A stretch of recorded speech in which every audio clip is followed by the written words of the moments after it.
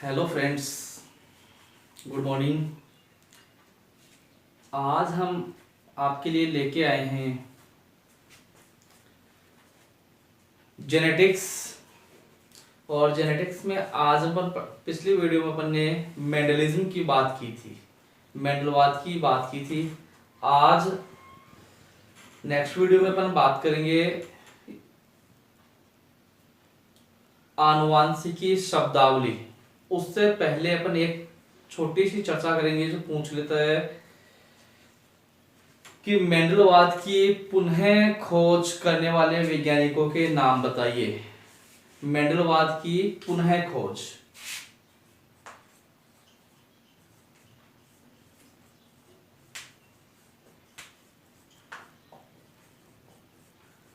मेंडलवाद की पुनः खोज करने वाले वैज्ञानिकों के नाम बताइए। परीक्षा में पूछा जाता है, कंपटीशन एग्जाम में भी, बोर्ड एग्जाम में भी। केवल साइंटिस्टों के नाम आपको याद रखना है।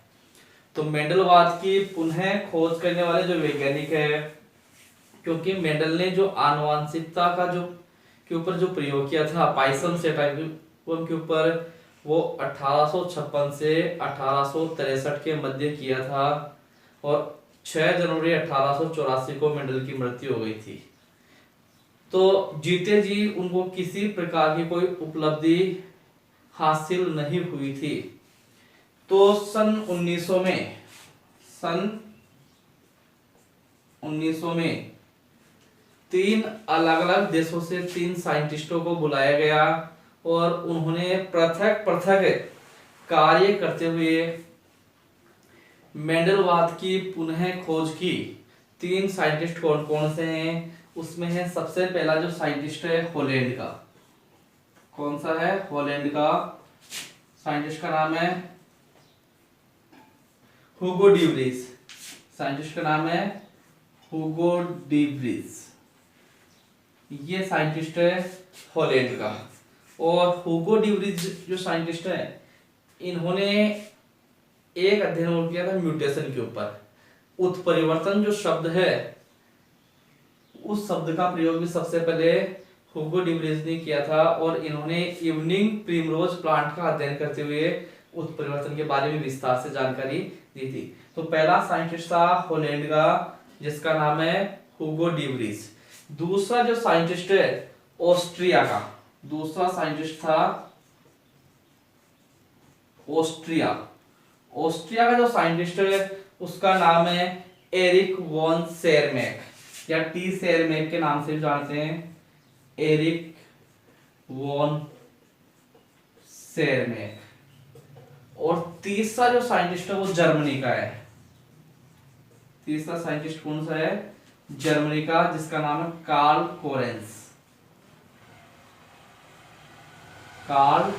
कोरेंस। तो इन तीनों साइंटिस्टों ने पृथक पृथक कार्य करते हुए मेंडलवाद की पुनः खोज की और इन्होंने जो कार्य किया, अलग अलग कार्य किया, और इनके पास जो रिजल्ट आए आनुवांशिकता के, वो मेंडल के पास 35 साल पहले आ गए थे। इसलिए मेंडल को जो फादर ऑफ जेनेटिक्स की जो उपाधि दिलाने का जो श्रेय है, वो इन 3 साइंटिस्टों को जाता है, Hugo de Vries, Erich von Tschermak और कार्ल कोरेंस। ये एग्जाम में पूछता है कि मेंडलवाद की पुनः खोज करने वाले वैज्ञानिकों के नाम बताएं। अब अपन नेक्स्ट टॉपिक की बात करते हैं, आनुवांशिकी शब्दावली की। Genetics terminology. तो यहाँ पर अब आनुवांशिकता के अंदर मेंडल के बारे में पढ़ते हैं, तो कौन कौन से शब्द अपन काम में लेते हैं। तो आनुवांशिकी शब्दावली।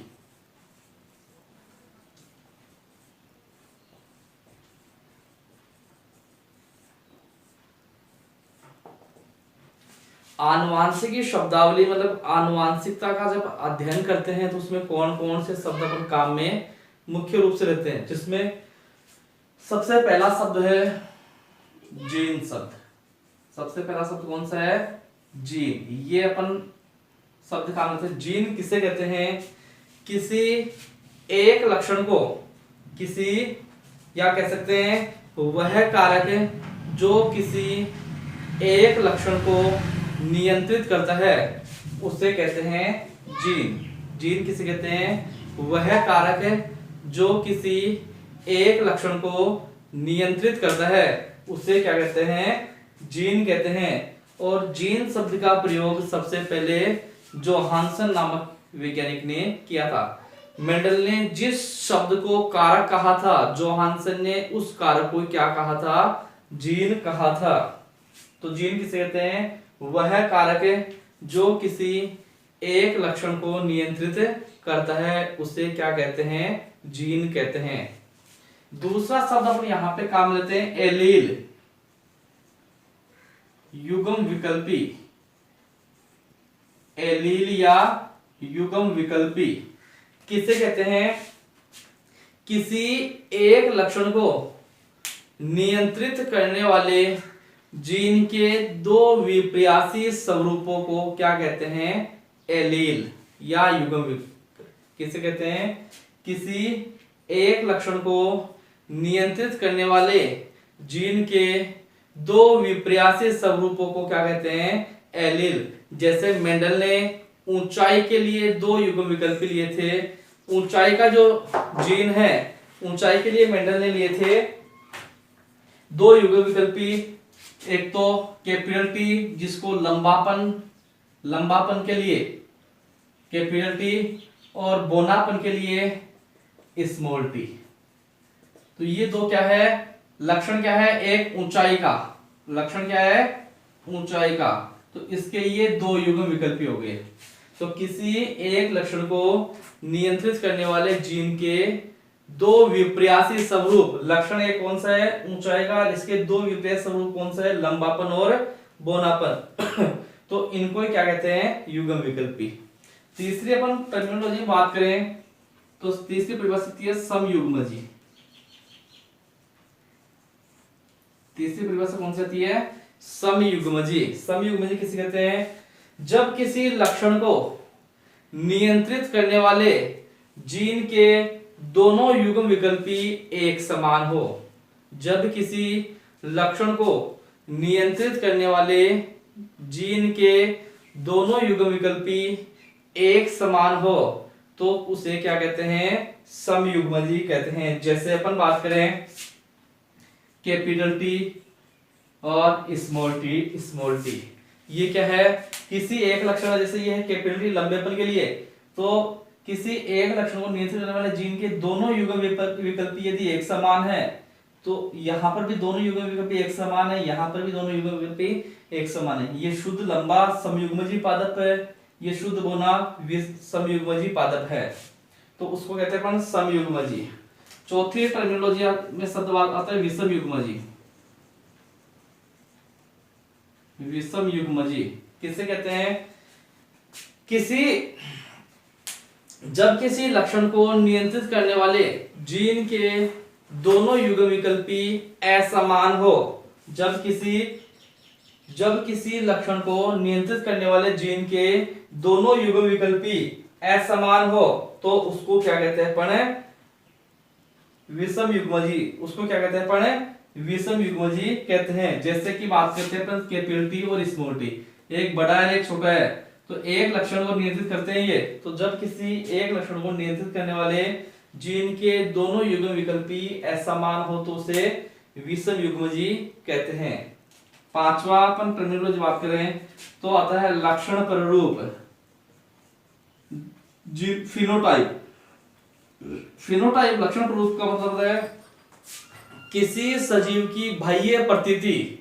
किसी सजीव की बाह्य प्रतीति क्या कहलाती है? लक्षण प्ररूप। मतलब किसी सजीव को अपन बाहर से देखकर पहचान जाए तो वो क्या कहलाता है? लक्षण प्ररूप। जैसे लंबा और बोना, जैसे लंबा और बोना, तो ये कैसा है? लक्षण प्ररूप। छठा है जीन प्ररूप। छठा है जीन प्ररूप, जीनोटाइप इसको कहते हैं अपन।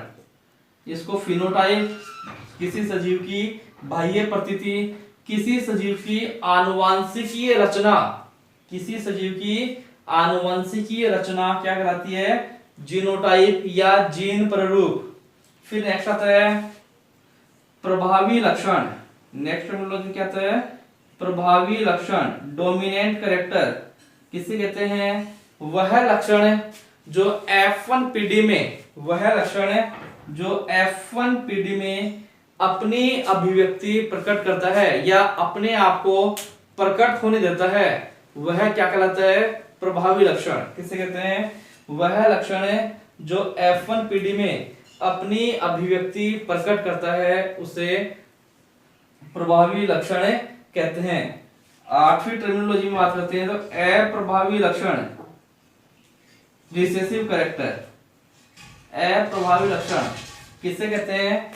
वह लक्षण जो F1 पीडी में अपनी अभिव्यक्ति प्रकट नहीं करता है, वह लक्षण जो F1 पीडी में अपनी अभिव्यक्ति प्रकट नहीं करता है, क्या कहलाता है? अप्रभावी लक्षण कहलाता है। नेक्स्ट कैरेक्टर के ऊपर बात करते हैं। नेक्स्ट टर्मिनोलॉजी के ऊपर बात करते हैं तो ये इसमें आता है एक संकर संकरण। एक संकर संकरण किसे कहते हैं? वह संकरण जिसमें एक लक्षण की वंशागति का अध्ययन किया जाता है। वह संकरण जिसमें एक लक्षण की वंशागति का अध्ययन किया जाता है उसे एक संकर संकरण कहते हैं। 10वां आता है द्विसंकर संकरण। किसे कहते हैं? वह लक्षण वह संकरण जिसमें दो लक्षणों की वंशागति का अध्ययन किया जाता है। एक लक्षण की वंशागति का अध्ययन एक संकर संकरण, दो लक्षणों की वंशागति का अध्ययन द्विसंकर संकरण। तीसरा आता है त्रिसंकर संकरण कि वह संकरण जिसमें तीन लक्षणों की वंशागति का अध्ययन किया जाता है उसे त्रिसंकर संकरण कहते हैं। और नेक्स्ट आता है बहुसंकर संकरण, मल्टीपल क्रॉस। बहुसंकर संकरण किसे कहते हैं? वह संकरण जिसमें कई लक्षणों की वंशागति का अध्ययन किया जाता है उसे क्या कहते हैं? बहुसंकर संकरण। एक संकर संकरण एक लक्षण की वंशागति का अध्ययन, द्विसंकर संकरण दो लक्षणों की वंशागति का अध्ययन, त्रिसंकर संकरण तीन लक्षणों की वंशागति का अध्ययन, बहुसंकर संकरण कई लक्षणों की वंशागति का अध्ययन। फिर नेक्स्ट टर्मिनोलॉजी में आप बात करते हैं अपन परीक्षण क्रॉस। परीक्षण संकरण, टेस्ट क्रॉस जिसको अपन कहते हैं। परीक्षण संकरण किसे कहते हैं? वह संकरण जिसमें F1 पीडी का संकरण, वह संकरण जिसमें F1 पीडी का संकरण अप्रभावी जनक, वह संकरण जिसमें F1 पीडी का संकरण अप्रभावी लक्षण वाले जनक के साथ करवाया जाता है उसे क्या कहते हैं अपन? परीक्षण संकरण। वह संकरण जिसमें F1 पीडी के पादप का संकरण अप्रभावी लक्षण वाले पादप के साथ करवाया जाता है तो उसको कहते हैं अपन परीक्षण संकरण। फिर आता है संकर पूर्वज संकरण। इसमें क्या होता है? वह संकरण जिसमें F1 पीडी के पादप का संकरण प्रभावी या अप्रभावी लक्षण वाले दोनों में से किसी एक के साथ करवाते हैं। वह संकरण जिसमें F1 पीडी के पादप का संकरण प्रभावी या अप्रभावी दोनों जनकों में से किसी एक के साथ किया जाता है तो उसे संकर पूर्वज संकरण कहते हैं। फिर नेक्स्ट इसमें आता है F1 पीडी। नेक्स्ट आता है इसमें F1 पीडी। F1 पीडी से पहले अपन एक परिभाषा और अपन बात कर लेते हैं, जनक पीढ़ी। कौन सी? जनक पीढ़ी। जनक पीढ़ी किसे कहते हैं? संतति प्राप्त करने के लिए, जनक पीढ़ी किसे कहते हैं? संतति प्राप्त करने के लिए जिन पौधों का संकरण कराया जाता है उसे क्या कहते हैं? जनक पीढ़ी। संतति प्राप्त करने के लिए जिन पादपों में संकरण कराया जाता है उसे जनक पीढ़ी कहते हैं। फिर आता है इसमें F1 पीढ़ी। किसे कहते हैं F1 पीढ़ी?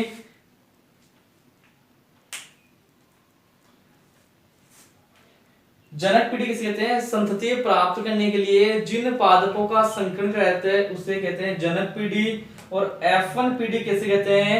जनकों के संकरण से प्राप्त प्रथम पीढ़ी। जनकों के संकरण से प्राप्त प्रथम पीढ़ी F1 पीढ़ी कहलाती है।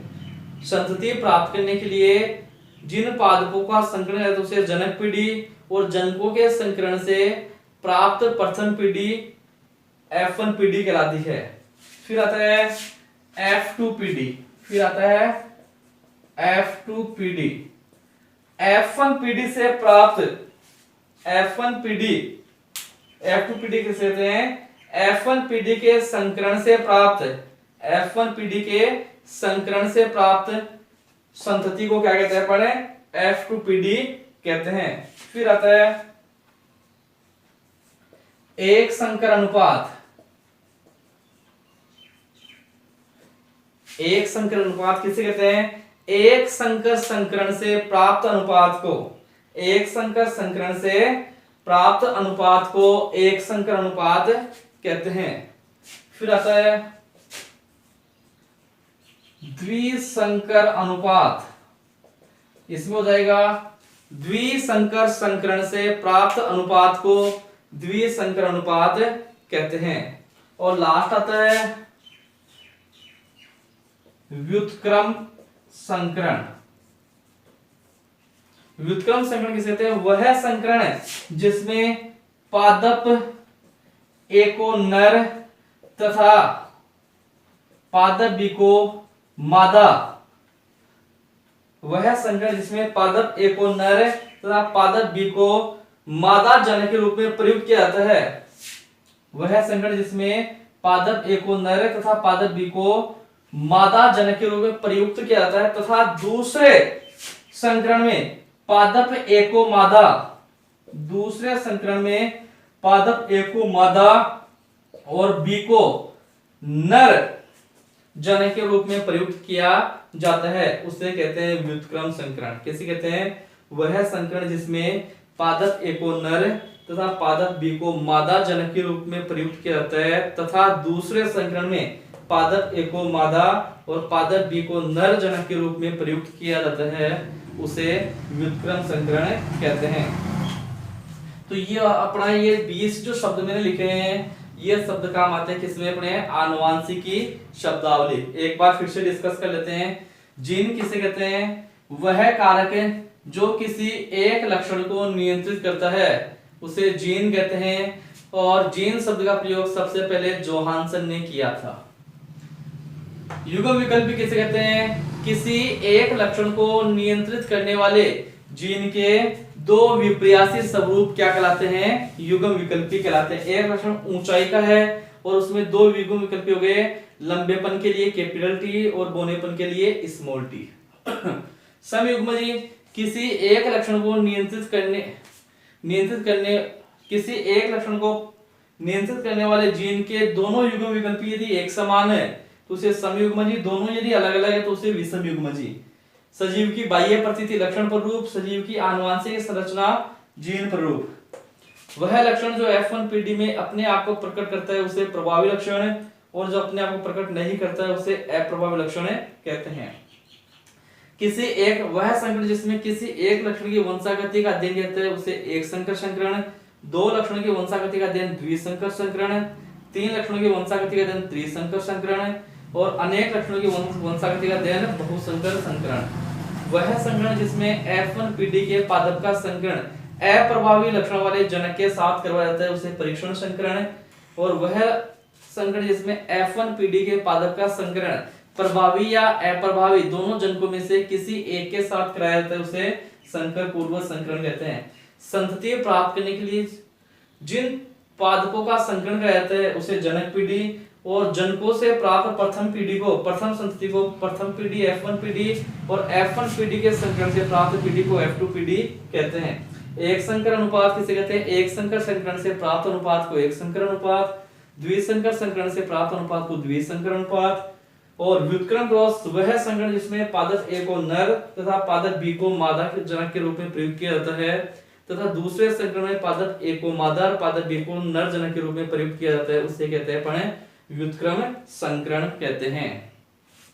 अब अपन इसमें डिस्कस कर लेते हैं नेक्स्ट टॉपिक। अपन नेक्स्ट वीडियो में बात करेंगे मेंडल के आनुवंशिकता के नियम। धन्यवाद।